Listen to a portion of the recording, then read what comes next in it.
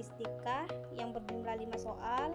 Adapun soalnya yang pertama yaitu jelaskan pengertian statistik deskriptif dan berikan contohnya. Nah, jadi statistik deskriptif adalah cabang statistik yang digunakan untuk mengumpulkan, mengelola, menganalisis, dan menyajikan data sehingga menjadi informasi yang mudah dipahami tanpa menarik kesimpulan di luar data tersebut. Nah, dengan kata lain, statistik deskriptif hanya menggambarkan atau merangkum data apa adanya, misalnya dalam bentuk angka, tabel, atau grafik. Contohnya itu statistik deskriptif, misalnya seorang guru memiliki nilai ujian siswa 70, 75, 80, 85, dan 90. Nah, dari data tersebut dapat dibuat ringkasan bahwa rata-rata mean itu sama dengan 80, nilai tertingginya sama dengan 90, nilai terendahnya sama dengan 70, bisa juga ditampilkan dalam tabel atau grafik. Lanjut soal yang kedua, yaitu jelaskan jenis-jenis data penelitian dan berikan contohnya. Baik, saya akan membahas satu persatu. Yang pertama itu jenisnya ada data kuantitatif. Jadi data kuantitatif ini data yang berbentuk angka dan dapat dihitung. Contohnya nilai ujian siswa 80, 90, 75. Yang kedua itu jumlah siswa dalam kelas 30 orang, tinggi badan 150 cm, 160 cm. Nah, itu kan semua berbentuk angka. Jadi ini yang dimaksud dengan data kuantitatif. Yang kedua itu ada data kualitatif. Nah, kalau yang kualitatif ini dia berbentuk kata-kata atau deskripsi. Contohnya pendapat siswa tentang pelajaran PAI, sikap siswa terhadap guru, hasil wawancara. Nah, itu yang dimaksud dengan data kualitatif. Dia lebih ke wawancara. Kalau kuantitatif tadi itu angka. Adapun yang ketiga yaitu data primer. Nah, data primer ini yang diperoleh langsung oleh peneliti dari sumber pertama. Contohnya hasil angket atau kuesioner siswa.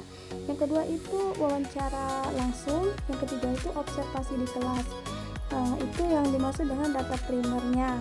Nah, adapun yang terakhir yaitu data sekunder. Nah, data sekunder ini adalah data yang diperoleh dari sumber yang sudah ada. Contohnya data dari buku atau jurnal, laporan penelitian terdahulu, dan data dari instansi misalnya BPS. Nah, itulah yang dimaksud dengan data sekundernya. Lanjut soal yang ketiga yaitu jelaskan langkah-langkah membuat tabel distribusi frekuensi. Baik, jadi langkah-langkah membuat tabel distribusi frekuensi itu dimulai dengan menyiapkan data yang akan dihitung. Nah, setelah itu data terkumpul, baru urutkan data yang terkecil sampai terbesar agar lebih mudah dilihat. Kemudian tentukan nilai paling tinggi dan paling rendah untuk mengetahui jarak data. Setelah itu, buat beberapa kelompok nilai atau interval, misalnya 10 sampai 19, 20 sampai 29, dan seterusnya. Selanjutnya, periksa satu persatu data dan masukkan ke kelompok yang sesuai.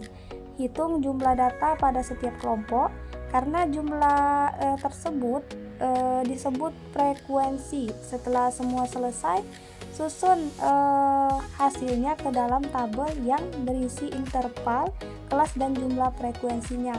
Dengan cara ini, data yang awalnya banyak dan sulit dibaca menjadi lebih rapi, singkat, dan mudah dipahami.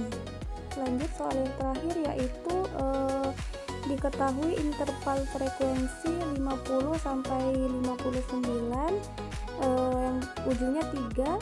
Yang kedua itu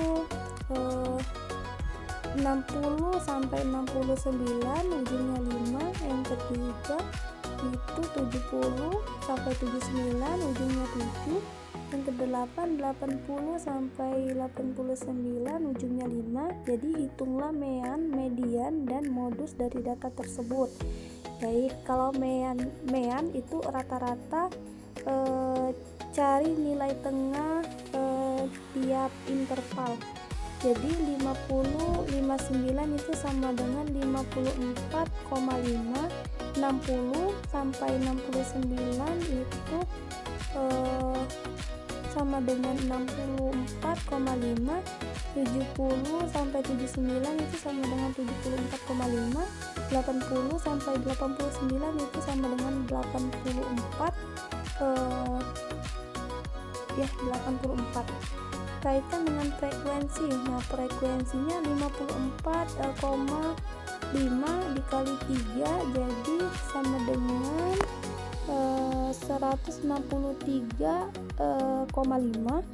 Yang kedua itu 64,5 kali 5 sama dengan 322,5.